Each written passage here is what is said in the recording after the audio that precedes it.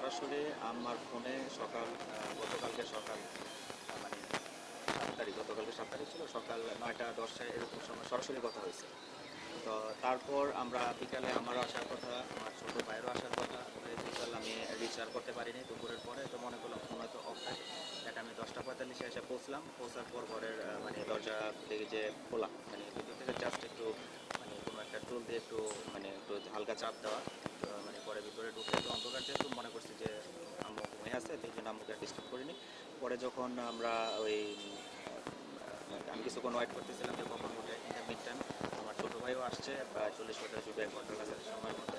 তখন আমার ছোটো ভাই বললো তাদেরকে ডাক দেওয়া উচিত, অনেকক্ষণ হয়ে গেছে। তো তখন সে আমার ছোটো বোনের রুমেও গেছে, গিয়ে দেখে যে তখন হাত শক্ত, সে নাই। তো সে আর বুঝতে পারে, তখন আমার কাছে দৌড় দিয়ে এসে বলার সময় তো আমার যখন একটু উপর হয়েছিল, যে একটা কোনো নর্মালি ঘুমিয়ে থাকলে যে কাছ থেকে যে বোঝা যায় না, সে আসলে তার মুখের চেহারা চেনা যায় না, এরকম একটা অবস্থা ছিল। তখন মুখটা যখন এরকম আমরা করলাম, ধরে ধরে দেখি যে তখন চোখে আর ঠোঁটে আর তখন একটু রক্ত, ব্লাডের চিহ্ন, এবং হাতেটাতে একটু ছোপ ছোপ দাগ একটু আছে। আচ্ছা, দুইজনের ডেড বডি আলাদা আলাদা? আলাদা 2 রুমে, যার যার রুমে ছিল, এবং তৃতীয় একটা রুমেও ব্লাডের চিহ্ন ছিল।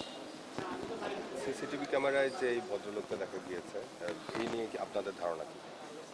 আমরা যেহেতু ওইটা চেহারাটা আমরা দেখতে পাচ্তেছি না, আসলে কে বা কি আসল বিষয়ে, যদি এটা পুলিশ মহোদয়গণ আছেন, তারা হয়তো এটা দেখতে বুঝতে পারবেন আর কি। আমি সরাসরি মুখটা দেখতে পাচ্ছি না, বুঝতে পারতেছি না আসলে কি। আচ্ছা, ওনাদের কি কোন কোন জায়গায় স্কার আছে আপনি দেখবেন? আমি যে ওনাদের হাতে চিহ্ন, আমার গলায় একটু আঘাতের একটু চিহ্ন আছে, আর শরীর তো আর আমি বলতে পারবো না। আর আমার বোনেরও একটু আঘাতের চিহ্ন আছে। আচ্ছা, আর এমনিতে কোনো কিছু খোয়া গিয়েছে বাসা থেকে? খোয়াতে মোবাইল, আমার বোনের ল্যাপটপ, বোনের 2টা মোবাইল, আমার আম্মার মোবাইল 2টা খোয়া গেছে। আর যেহেতু সমাজের কারণে এগুলো নিয়ে ব্যস্ত থাকে, আসলে আর কি খোয়া গেছে সেটা আসলে এই মুহূর্তে আমি বলতে পারছি না।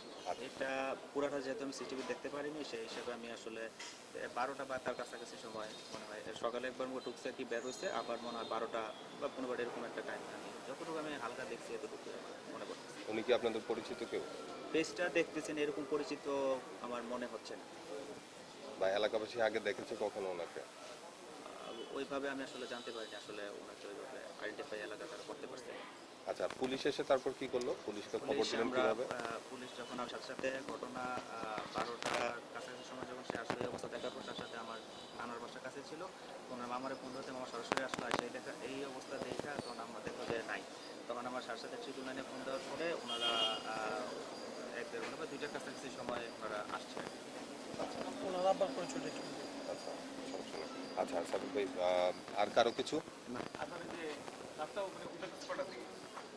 লাস্টটা যে নিয়ে আসছে, যে 7টা 7টার দিকে, সকাল, ওরা নিয়ে আসছে এখানে। এখন ওই কি অবস্থায় আছে, বাড়ির কলহ আমাদের নানার বাসার কাছে, আমাদের 2 মামারা থাকে, তাদের কাছে আত্মীয় স্বজনরা থাকে, যার যার সেপারেট অনুযায়ী, কারো